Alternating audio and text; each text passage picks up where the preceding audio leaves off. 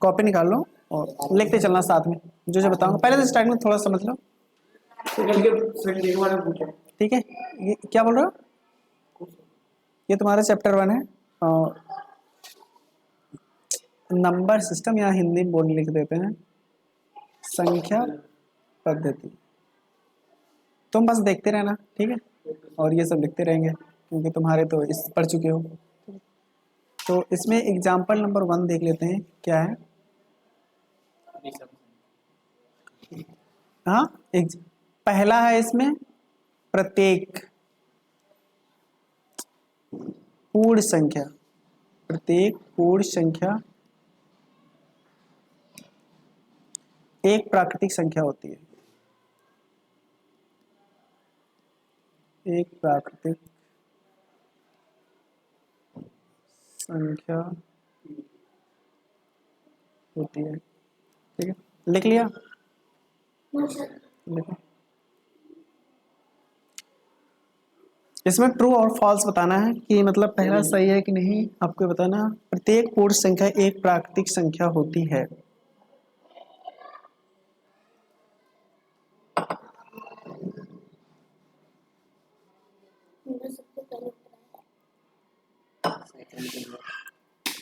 हो गया किसी का? चलो प्रवीण से स्टार्ट करते हैं। सबसे पहले प्रवीण ये बताओ पूर्ण संख्या क्या होती है? और हाँ ठीक है, पूर्ण संख्या 0 से शुरू होती है प्लस इनफाइनाइट तक जाती है, मतलब पॉजिटिव डायरेक्शन में जाएगी। और प्राकृतिक संख्या तुम बताओ, तेजवीर रणवीर क्या नाम है तुम्हारा? हाँ तुम बताओ प्राकृतिक। हाँ ये 1 से स्टार्ट होती है प्लस इनफाइनाइट तक जाती है, मतलब पॉजिटिव डायरेक्शन में। तो अब ये बोला गया है देखो जितने भी पूर्ण संख्या 0 होगा, 0 1 2 3 4 ये सारे प्लस इनफाइनाइट तक। और ये प्राकृतिक संख्या कहाँ से होगी? 1 0 हटा दो, 1 2 3 4 डॉट डॉट ये क्या हो जाएगा? Plus infinite. अगर मैं यहां से देखो, अगर मैं यहाँ पे 0 हटा दूं, इस 0 को हटा दूं, तो ये जो सारे नंबर बचेंगे वो क्या हो जाएंगे? प्राकृतिक संख्या हो जाएंगे। तो इसमें ये बोला गया है प्रत्येक पूर्ण संख्या, अगर मैं इसको भी ले लूँ तो ये भी पूर्ण संख्या है, तो क्या ये पूर्ण संख्या प्राकृतिक संख्या है? नहीं, 0 कहाँ है? प्राकृतिक संख्या में 0 आता ही नहीं है, इसलिए ये जो स्टेटमेंट है ये क्या हो जाएगा? फॉल्स। लिख लो एफ उसके आगे। असत्य है, रॉन्ग है। सर पूरा ऐसे बना के लिखा है, बस ऐसे जैसा तुम्हें समझ में आया वैसा लिखो, जो तुम्हें समझ में आया उस हिसाब से लिखो। अगर तुम्हें सिर्फ आंसर लिखना हो सिर्फ आंसर लिख लो, और अगर एक्सप्लेन करना है तो एक्सप्लेन भी लिख लो। पूर्ण संख्या 0 से प्लस इनफाइनाइट तक जाती है और प्राकृतिक संख्या 1 से प्लस इनफाइनाइट तक जाती है। और जो पूर्ण संख्या होंगे तो ये 0 1 2 3 4 5 6 ये क्या हो जाएंगे? अगर मैं एक चीज दूसरा बोलता हूँ, अभी लिखवाता हूँ, पहले लिख लिया।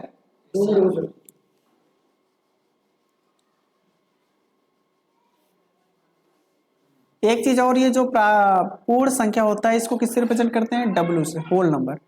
प्राकृतिक संख्या को इंग्लिश में बोलते हैं नेचुरल नंबर, इसलिए क्या रहते हैं रिप्रेजेंट? N से, कैपिटल N से रिप्रेजेंट करते हैं, ठीक है। पहला हो गया।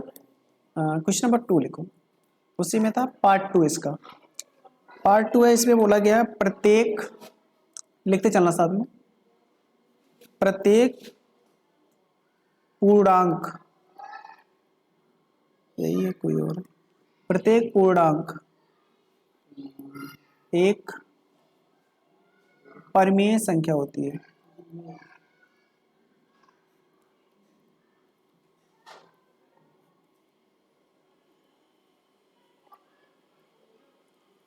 प्रत्येक पूर्णांक एक परिमेय संख्या होती है, ठीक है।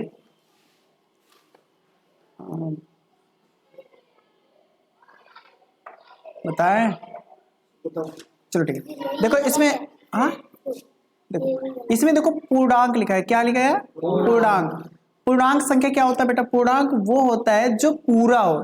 जैसे यहाँ पे स्टूडेंट कितने हैं टोटल, अगर करो काउंट करो 1 2 3 4 5 4 5 6, जितने भी स्टूडेंट होंगे वो सारे क्या होंगे? कंप्लीट होंगे, ऐसा नहीं आधा अधूरा है, ठीक है। तो कंप्लीट होगा। 0 1 2 3 ये भी पूर्णांक है। अगर मैं माइनस में जाऊं, -1 -2 -3 -4 ये सारे क्या होंगे? पूर्णांक होंगे।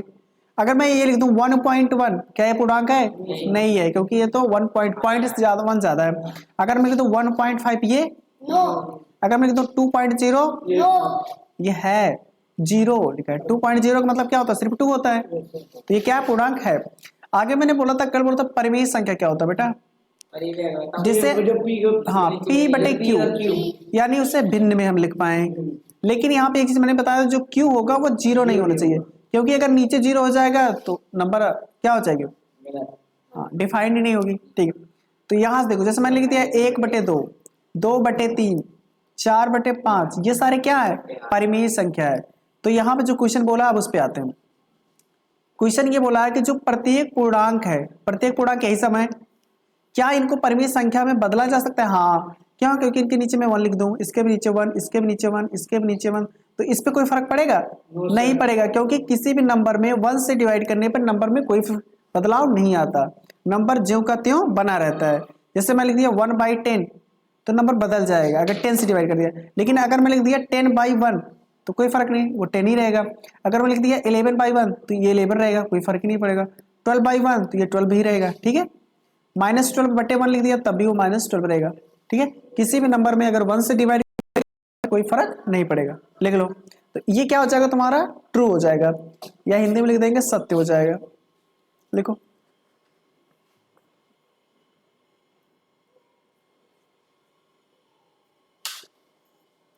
सीधे आंसर लिख देना।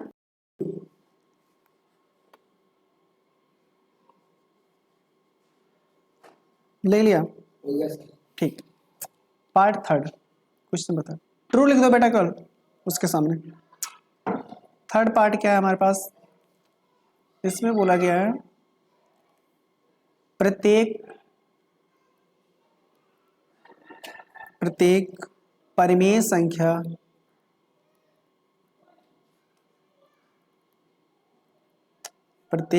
संख्या एक पूर्णांक होता है या होती है। समझ आई? चलो एक बार क्वेश्चन पढ़ लो आप अपने मन से।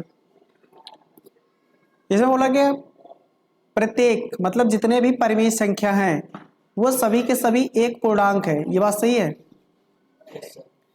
एक बार देख लो, पूर्णांक क्या होते हैं? मैंने बताया जो कंप्लीट हो।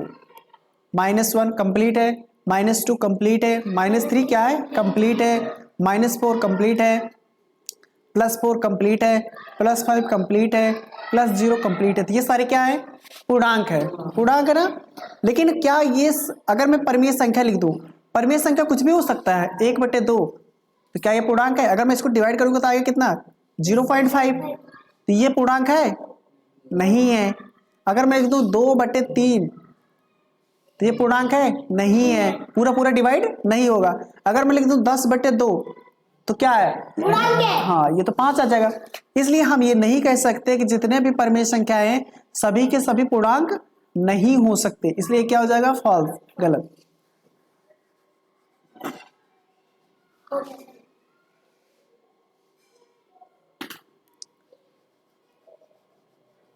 दूसरी पेंसिल लिखा है।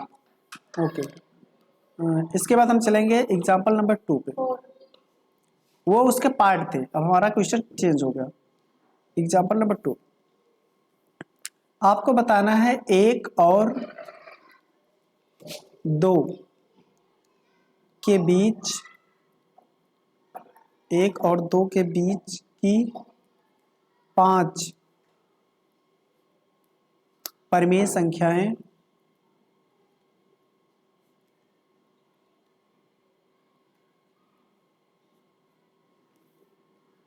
ज्ञात कीजिए। लिख लो बेटा, क्वेश्चन लिख लो। 1 और 2 के बीच की 5 परिमेय संख्याएं ज्ञात करना है। जितने बार वर्ड आएंगे हम उतने बार आपको एक्सप्लेन करते चलेंगे, जिससे आपका रिवीजन होता चले। ठीक है, एक बार क्वेश्चन पढ़ लो अपने तरफ से।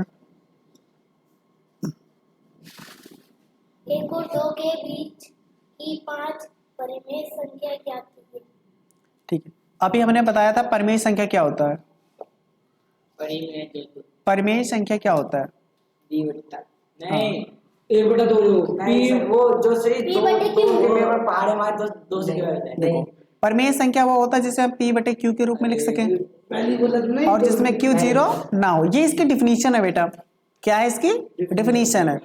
अब हमें बताना है, देखो अगर मैं बात करूं 1 और 2, एक क्या है पूर्णांक है, 2 भी क्या है पूर्णांक है, ठीक है। देखो 1 और 2 के बीच हमें कितने निकालनी है, 5 निकालनी है। पहले मैं 1 और 2 के बीच में 1 निकालता हूं, कितना निकालता हूं 1 और 2 के बीच में सबसे पहले मैं 1 देखूंगा कि पहली नंबर कौन होगी इन दोनों, तो निकालने का प्रोसेस देखते चलो। तो अभी मैंने कल बताया था क्या करेंगे, नंबर को 1 और 2 को ऐड कर देंगे और इनको 2 से डिवाइड कर देंगे। जो भी नंबर होंगे उन दोनों को ऐड करेंगे, 2 से डिवाइड करेंगे, कितना हो जाएगा बेटा 3/2। इसका मतलब अगर मैं बोलूं 1 और 2 के बीच में पहली जो संख्या कौन है 3/2, ये इनके बीच में आती है, ठीक है। अब अगर मैं ये चेक करना चाहूं, अब देखो मैं आगे चल रहा हूं नेक्स्ट पॉइंट पे, ठीक है। अब मैं देखना चाहता हूं 3/2 और 2 के बीच में कौन नंबर आता है, तो मैं क्या करूंगा, इसके लिए 3/2 को 2 में जोड़ दूंगा और हम किससे डिवाइड कर देंगे 2 से ना। तो इससे क्या होगा, देखो अगर ये 2 लिखा है इसको हम लिख सकते हैं 2/1 ना। अब इसको सॉल्व क्या करेंगे तो कितना आएगा, देखो इसको क्रॉस मल्टीप्लाई कर दो तो ये हो जाएगा 3 1 जा 3 प्लस में 2 2 जा 4 बटे नीचे आ जाएगा 2 और ये 2 ऊपर से मल्टीप्लाई हो जाएगा कितना हो जाएगा 4। इसका मतलब हो जाएगा 3 में 4 जोड़ेंगे 7/4। इसका मतलब 3/2 और 2 के बीच में क्या नंबर आएगा 7/4। इसका मतलब ये अगर हमें लिखना चाहें दोबारा ये लिख सकते हैं 1 3/2 और इसके बीच में हो गया 7/4 और ये हो गया 2। कितने नंबर आ गए 1 और 2 में 2 नंबर आ गए। अब मैं और देखना चाहता हूं, जहां से तुम्हारा मन करे 2 नंबर को एक साथ लेना। अभी हमने क्या लिया, इसको ले लिया, अब मैं इसको ले लेता हूं, इसको मतलब इसके बीच में, ठीक है, इसके बीच में चेक कर लेते हैं। तो क्या करेंगे, इन दोनों को ऐड करेंगे, 1 में 3/2 ऐड कर देंगे और उसे 2 से डिवाइड कर देंगे। अब इसे हम 2/1 भी लिख सकते हैं। इसको सॉल्व करो, ये हो जाएगा 2 और ये क्रॉस मल्टीप्लाई 3/2 हो जाएगा, लेकिन 2 से 2 मल्टीप्लाई कर देंगे कितना हो जाएगा 4। तो 3 में 2 जोड़ेंगे कितना हो जाएगा 5/4। इसका मतलब हमारे पास जो नई नंबर आ गई क्या हो गया 1 और 3/2 के बीच में कौन नंबर आ रहा है 5/4 3/2 और ये 7/4 और 2। अभी कितना आ गया 3 आ गया। अभी हमें कितना निकालना है 2 और निकालना है। देखो अब मैं ये चाहता हूँ इनके बीच में कौन नंबर आएगा ये देख लूं, तो निकाल पाओगे इनके बीच में कौन नंबर आएगा बताओ। देखो अपने समझ सकता हो 5/4 और 3/2 के बीच में क्या आएगा, जिस पे मैंने अंडरलाइन किया वही बताना है आपको।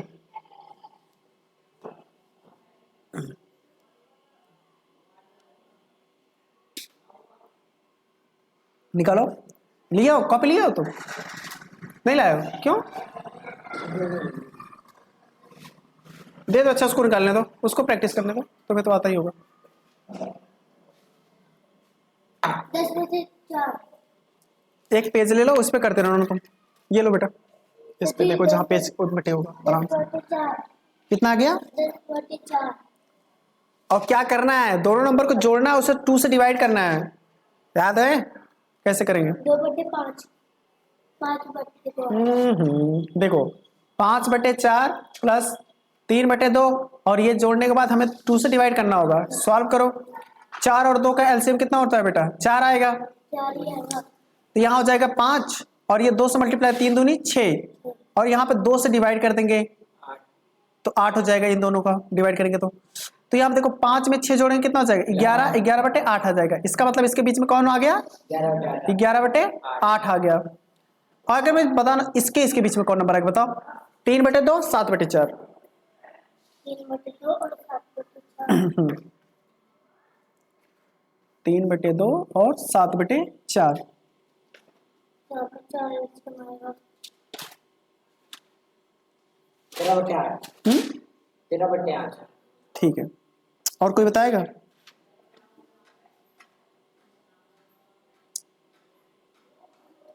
बस जोड़ना है, जोड़ने के बाद 2 से डिवाइड कर देना है।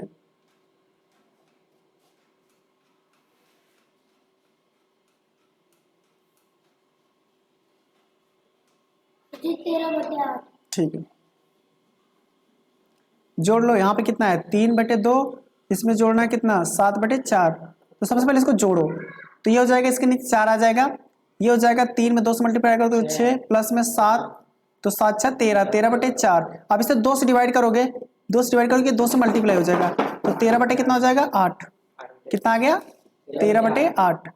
इसका मतलब अगर मैं ये लिखूं कि 1 और 2 के बीच में कितने नंबर, 5 नंबर, वो कौन कौन है, तो ये हमारा 1 हो गया और ये हमारा 2 हो गया। पहला नंबर हमने निकाला था कितना 3/2, इसके बीच में आया था, लेकिन हमने 1 और 3/2 के बीच में कौन निकाला था, ये आया था ना। हाँ, तो ये हो गया 1 और 5/4, और इसके बाद इसके बीच में कितना आया था हमारा 11/8, 11/8 आया था, और इसके बीच में कितना आया अभी 13/8। 13/8 आया, और इसके बीच में अच्छा ये नहीं गया 7/4 आ गया, और ये 2 ही था, तो कितने हो गए 2 2 4, एक और निकाल दोगे, ठीक है। 2 और 7 को 2 से कर देंगे। हाँ तो कर लेंगे, ठीक है, अभी इतने रहने दो।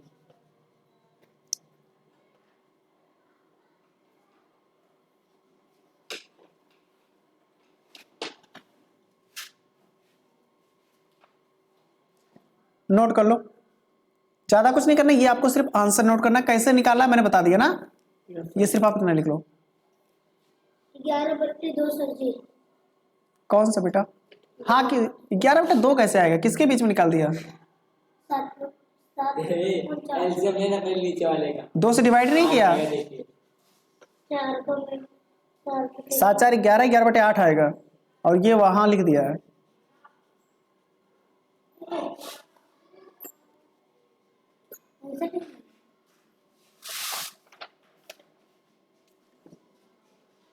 अरे इसके बीच में तुम लोगों ने सही निकाला था, इसके बीच में कितना निकाला था 8 8 13/8। 7 7 6 13, हाँ ठीक है, ठीक है, हो गया।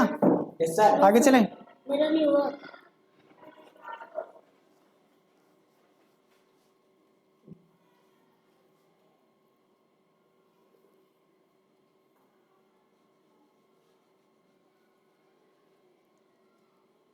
हो गया। ठीक है, ये एग्जाम्पल नंबर कौन सा था, 2 था।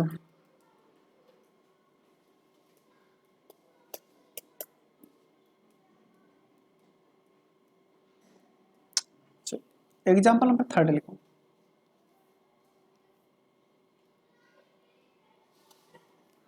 ये थोड़ा हट के क्वेश्चन है, तो इसमें आपको क्या करना है, संख्या रेखा पे, संख्या रेखा पर √2, कितना लिखा है √2 का स्थान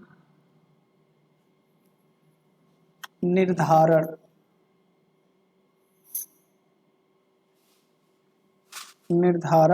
कीजिए। निर्धारण मतलब बेटा उसे दिखाना है, संख्या रेखा पर √2 कैसे बनेगा ये दिखाना है।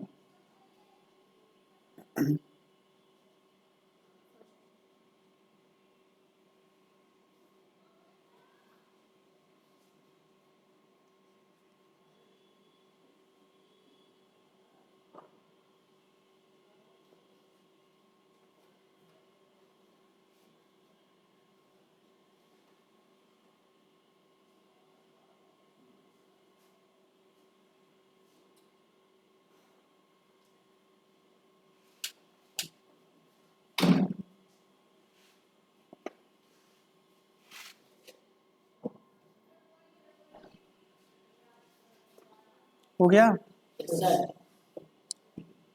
सबसे पहले देखो ये √2 है, अगर मैं निकालना चाहूँ, जैसे कि ये सपोज करो एक स्क्वायर है, क्या है ये स्क्वायर, ये हो गया A, ये हो गया B, ये हो गया C, और ये D हो गया। अगर मैं मान लूँ AB, स्क्वायर में क्या होते हैं, वर्ग में जो साइड होते हैं सबके बराबर होते हैं, अगर ये 1 होगा तो ये भी 1 होगा, ये भी कितना होगा 1, और ये भी कितना होगा 1। तो इसमें इसको क्या बोलते हैं, अगर मैं इसको मिलाऊं क्या बोलते हैं इसको, इसे बोलते हैं नहीं बोलते, इसे बोलते हैं पायाकी, इसको बोलते हैं बिकर्ड, क्या बोलते हैं बिकर्ड, इंग्लिश बोलते हैं डायगोनल, ठीक है, क्या बोलेंगे डायगोनल, बिकर्ड। अगर मैं पूछूं A से C, इसकी लेंथ कितनी होगी, मतलब ये कितनी लंबी होगी, इसकी वैल्यू क्या होगी, अगर ये 1 है, ये 1 है, ये 1 से तो बड़ा ही होगा, तो कितना होगा? तो इसको निकालने के लिए एक फार्मूला होता है जो पाइथागोरस थ्योरम से निकालते हैं अगर ये 90 डिग्री होते। तो यहाँ से अगर मैं ए सी का निकालूं, इसका हो जाएगा ए सी का स्क्वायर, यहाँ से निकालूंगा ए बी का स्क्वायर प्लस में बी सी का स्क्वायर। अब ए बी की वैल्यू कितना है बेटा? 1, 1 का स्क्वायर प्लस में बी सी की वैल्यू कितनी है? 1, 1 का स्क्वायर। 1 का स्क्वायर कितना होता है? 1, 1 का स्क्वायर 1, 1 में 1 जोड़ो कितना हो जाएगा? 2, यानी ए बी स्क्वायर की वैल्यू कितनी आ गई? 2। अगर मैं ए बी की वैल्यू निकालूं, इधर देखो बेटा ऊपर, तो ए बी यहाँ पे स्क्वायर है तो ये कितना हो जाएगा? √2। ए बी की वैल्यू कितनी आ गई? √2। तो मतलब ये सॉरी ए सी था, ये सी था।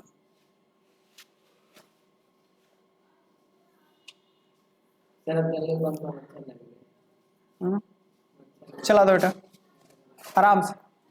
ए सी, ठीक है, ए सी की वैल्यू कितनी आ गई? ए सी की वैल्यू कितनी आ गई? √2। और यही √2 हमें और ये हमें √2 दिखाना था, ठीक है। अब ये हमें लेकिन दिखाना, ये तो हमने निकाल दिया, ये ऐसी चीज होती है, लेकिन अगर हमें इसे नंबर लाइन पे दिखाना पड़े तो कैसे दिखाओगे? अच्छा तुमने ये देखा होगा जैसे कि ये मान लो ये एक सर्कल है, क्या ये एक सर्कल है।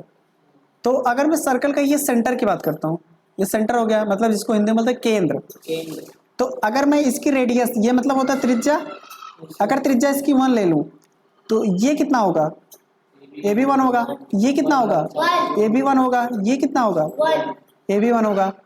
अगर मैं इसको यहां से मिलाऊं ये, तो ये कितना होगा?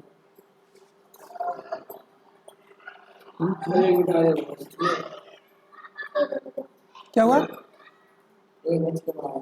तो ए बी क्या हो जाएगा? √2, क्योंकि ये देखो इस तरीके से बन रहा है, ये क्या हो जाएगा? इसका हाइपोटेन्यूस, ये बेस, ये परपेंडिकुलर एक तरीके से, ठीक है।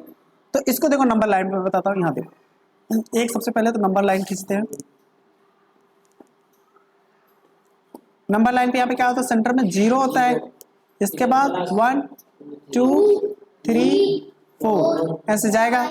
अगर मैं इधर बात करूँ तो ये हो जाएगा -1 -2 -3, ठीक है।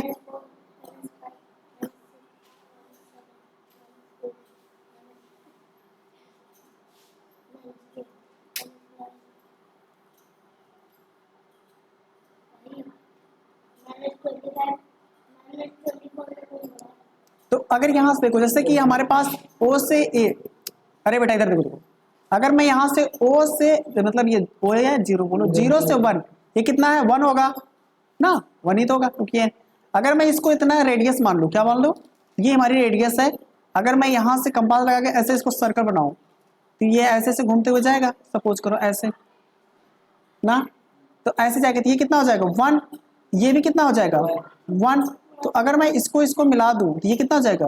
√2।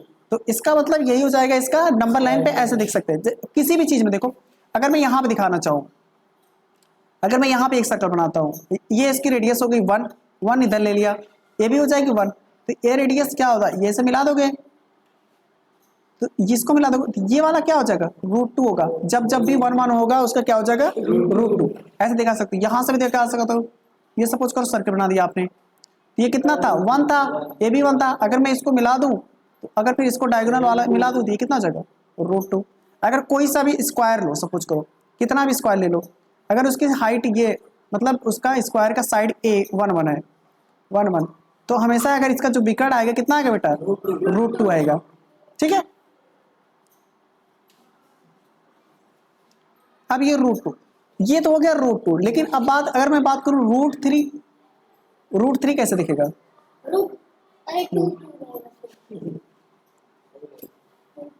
कैसे?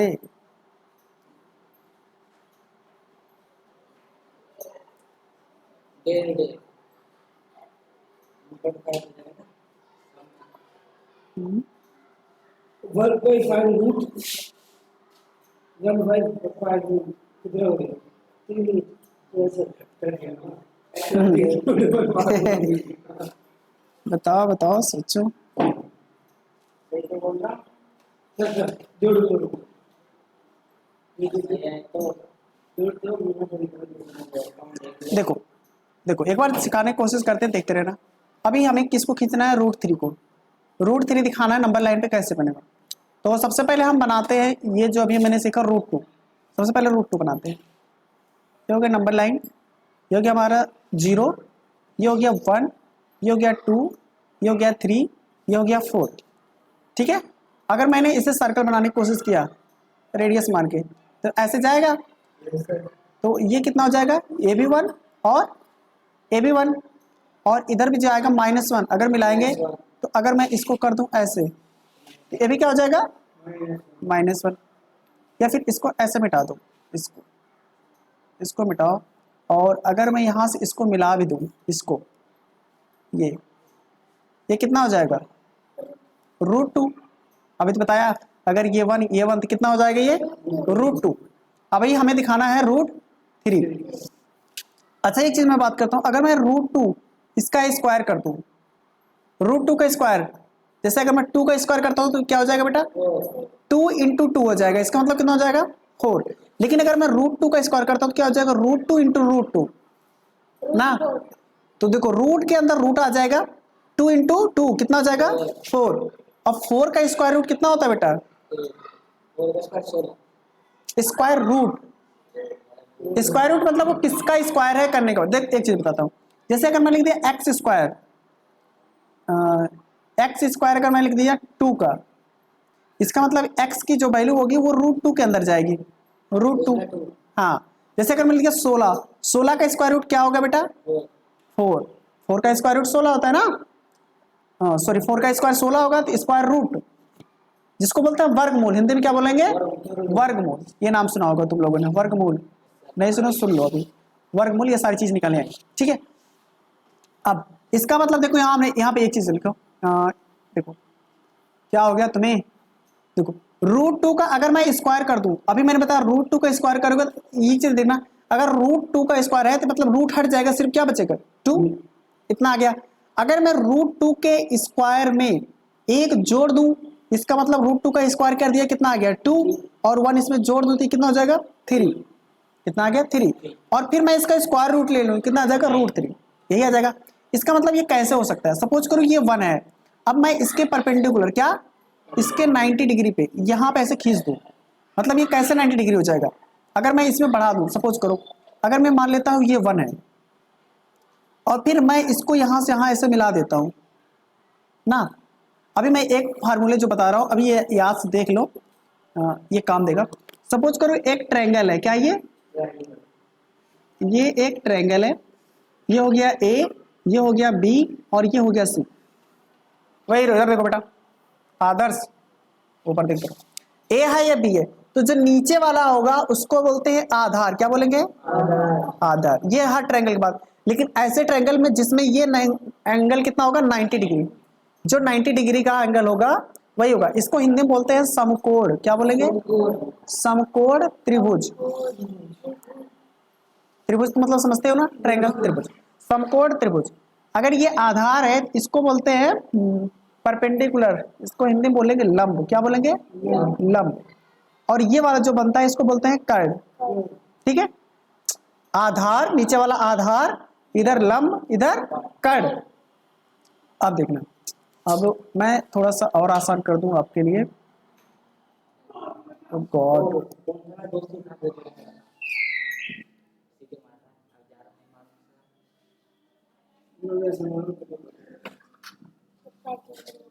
पैकिंग